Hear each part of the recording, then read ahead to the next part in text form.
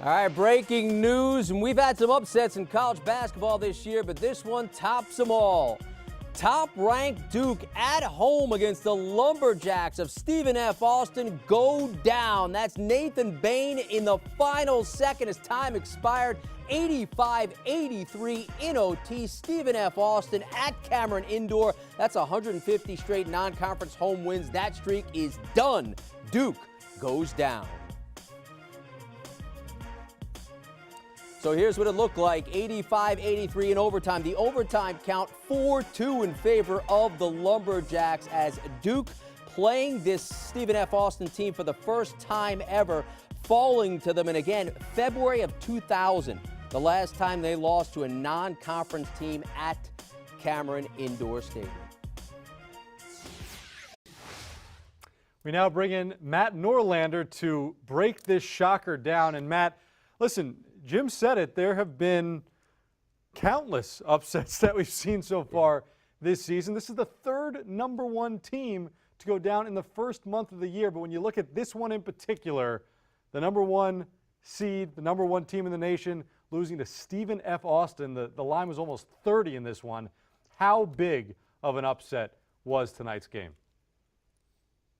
Yeah, the F stands for freaking, because what did we just witness? Well, we witnessed one of the greatest regular season upsets in college basketball history, not just because of the point spread. How about this? Duke has not fallen at home in non-conference play in more than 7,000 days. The year 2000, technically the last millennium, that was St. John's. Let's go back even further, guys. 17 years before that, the last time the Duke Blue Devils lost at Cameron Indoor Stadium against a mid-major program, it was Wagner in 1983. What are we even talking about here? College basketball is incredible. Cameron Indoor sounded like Carolina was in the building, and not a program with 5 NCAA tournament appearances total in its history. All credit to Kyle Keller, the coach of the Lumberjacks. This is a program that has had some recent success under Brad Underwood in recent seasons and even had NCAA tournament wins, but this roster hasn't had that success. Kyle Keller hasn't had that success right now at Stephen F. Austin.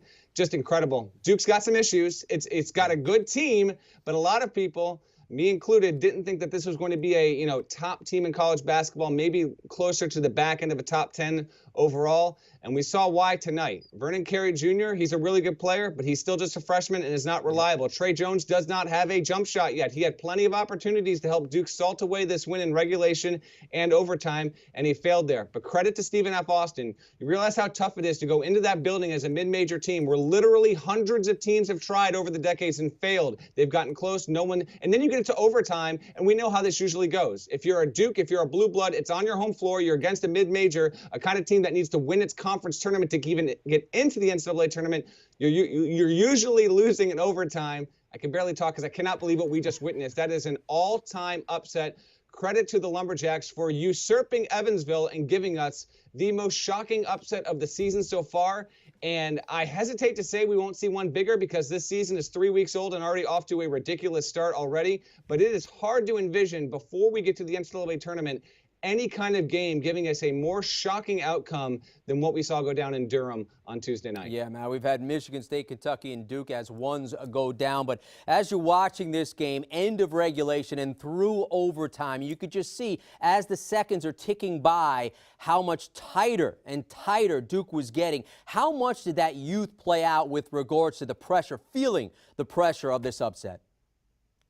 I think that was some of it, but let's not all just say it was all youth, because you know what? Cassius Stanley hit a big three to give Duke a lead late into the second half, and he's been a freshman that stepped up to the big moment overall. I really do think, and Stephen F. Austin didn't get a great whistle either, which is obviously no shock. You're going into Cameron Indoor Stadium, and you're going against Mike Krzyzewski. Duke is going to get just a few calls here and there on average. I think our viewers would recognize and acknowledge that, but they still made the big plays overall. I cannot be more impressed, even with some foul issues, just how consistent and tough Stephen F. Austin was. It wasn't like this was a UMBC over Virginia, where in that instance in the tournament, UMBC just played out of its mind and just killed Virginia, and with 5 minutes to go, it knew it had the game in hand. There were plenty of opportunities for Stephen F. Austin to fold, and yet it never did. It just seemed to always get the rebound it needed, make the shot it needed, and then the play to win the game. I mean, that is an all-time sequence, just a crazy loose ball, and then you're racing against the clock to get the layup in. It ends up being contested, and it falls true to give this is the kind of win that sustains a low mid-major program for months and even years to come. You get recruiting wins off of this because it is such a monumental victory. Kyle Keller has plenty of friends in the profession. I guarantee you, whenever he is able to finally get back to his phone and sit and relax, whenever that is, 2 hours, 4 hours, 6 hours, 10 hours from now, he's going to have more messages and voicemails than he's ever had in his entire career. We cannot overstate just how impressive this win was for SFA. 6 days ago, SFA lost to Rutgers by 12. Less than a week later, they have knocked off the Duke Blue Devils at Cameron Indoor Stadium. It's remarkable. And listen, Jim was just asking you about if you saw Duke play tight down the stretch, and you've been giving some credit to SFA as well. Stephen F. Austin played a heck of a game, really towards the end especially. It looked like they were so dogged on the defensive end. When you were watching this, when you look at this and think back on this game overall, are you giving more credit to the way that Stephen F. Austin played, especially on the defensive end down the stretch, or are you thinking that Duke just choked one away here?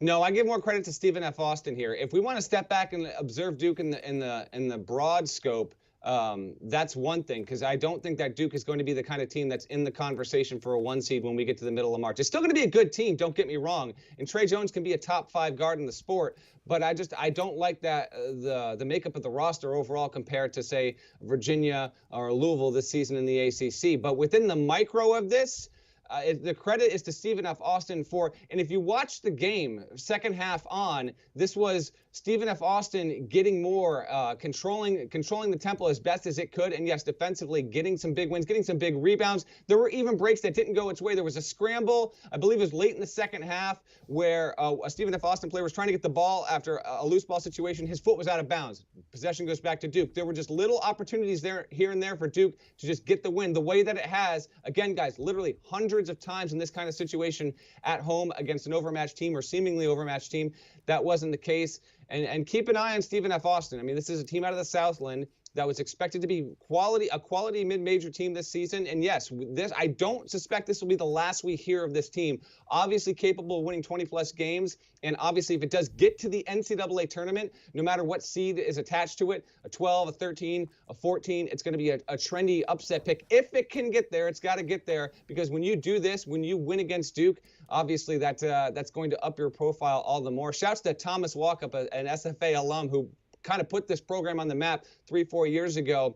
Those kind of players set up this kind of possibility down the road. Really, really cool for the Lumberjacks. And yeah, now Duke takes another loss. And as you said, this is the third #1 team in as many weeks in college basketball. Next week, we will have another team that slides into that. We wait and see if that can be a Kansas that can do that. We've already seen Michigan State and lose.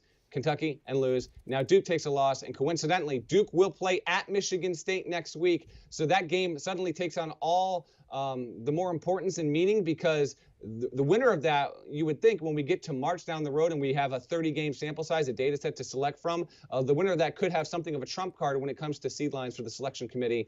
Don't tell me November basketball in college doesn't matter. It very much does, and tonight is a prime example why. Stunning, stunning, stunning. Matt Norlander, Matt, we appreciate the insight on this surprise of all surprises. #1 Duke goes down to the Lumberjacks of Stephen F. Austin in overtime at Cameron Indoor. Much more coming up on the other side of this mammoth upset, and we'll have it with Tim Doyle joining us on the other end. You're watching CBS Sports HQ. Stay with us.